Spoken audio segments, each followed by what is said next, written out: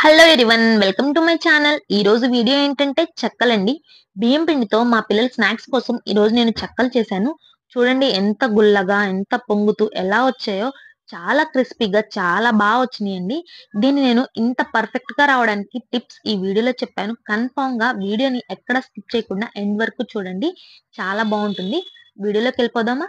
ఇప్పుడైతే మనం ముందుగా పెసరపప్పు అలాగే పచ్చని పప్పుని 2, 3 గంటలైనా నానబెట్టి పక్కన పెట్టుకోవాలి. అలాగే ఇప్పుడు ఒక చిన్న మిక్సీ జార్‌లోకి ఒక హాఫ్ ఇంచ్ అల్లం, అలాగే కారానికి తగ్గట్టు 4, 5 పచ్చిమిర్చి వేసుకొని కచ్చాపచ్చా గ్రైండ్ చేసి పక్కన పెట్టుకోండి. ఇప్పుడు వేరొక బౌల్‌లోకి ఇక్కడ కప్ ఉంది చూడండి. కప్పుతో ఇదే కాదు, ఏదైనా మీరు కప్పుతో కొలిచి వాటర్ తీసుకోండి. ఎందుకంటే మనం పిండిని కూడా కొలుచుకోవాలి కాబట్టి. నేను ఇక్కడ 4 కప్స్ వాటర్ తీసుకున్నానండి. 4 కప్స్ వాటర్‌కి 4 కప్స్ పిండి తీసుకోవాలి. ఈ వాటర్ అన్ని ఇలా పోసేసుకున్నాక స్టవ్ మీద పెట్టేసుకోండి.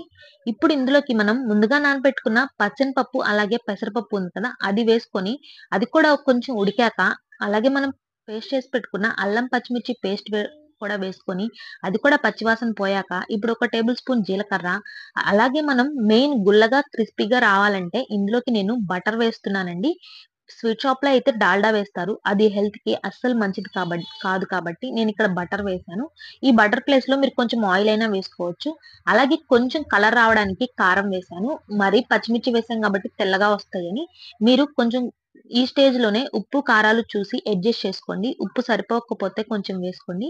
ఉప్పు కొంచెం నీళ్లు ఉప్పుగా ఉంటేనే మనకి సరిపోతుంది. ఇలా బాగా నీళ్లు తెరిలేటప్పుడు మనం ముందుగా కొలిచి పెట్టుకున్నాం కదా పిండిని, 4 కప్స్ వాటర్‌కి 4 కప్స్ పిండిని ఇందులో వేసేయాలి. స్టవ్ ఆఫ్ చేయకూడదండి. స్టవ్ ఆఫ్ చేసి వేయకూడదు.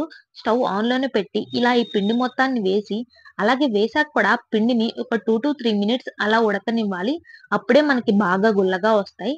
ఇలా పిండి మొత్తాన్ని వేసి ఒక 2-3 మినిట్స్ ఉడికిచ్చాక, ఈ పిండి మొత్తాన్ని వేరొక వెడల్పాటి దానిలోకి ట్రాన్స్‌ఫర్ చేసుకోండి. ఎందుకంటే మనకు కలుపుకోవడానికి వీలుగా ఉంటుంది కాబట్టి. పిండి ఇలా ఉందని వాటర్ అస్సలు పోయకండి. ఇది మనం కలిపేస్తే బాగా ముద్దలాగా అయిపోతుంది.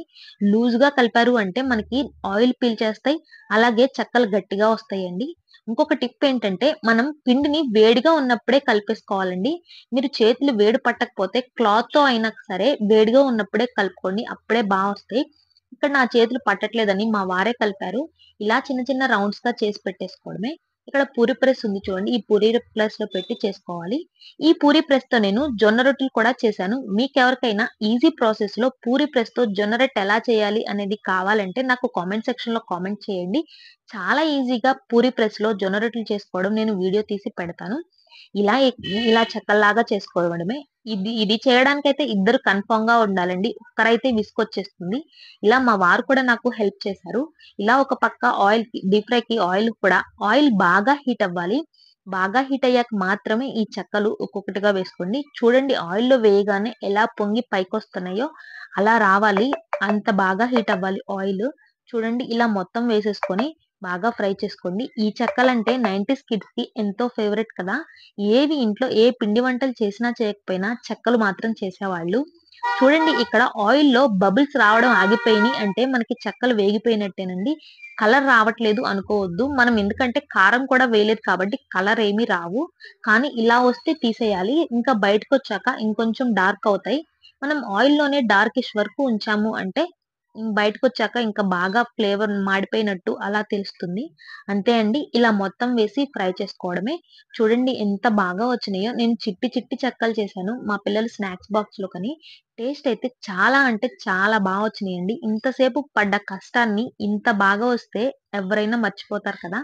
అంత వచ్చినాయి. మా పిల్లలకు కూడా చాలా వచ్చినాయి. ఇలా మీరు కూడా పాకం పట్టి ఇలా టిప్స్‌తో చేయండి. కన్ఫర్మ్‌గా బాగా వస్తాయి. వీడియో నచ్చితే మాత్రం ఒక చిన్న లైక్ ఇవ్వడం మాత్రం మర్చిపోవద్దే. ఉంటాను. Bye bye.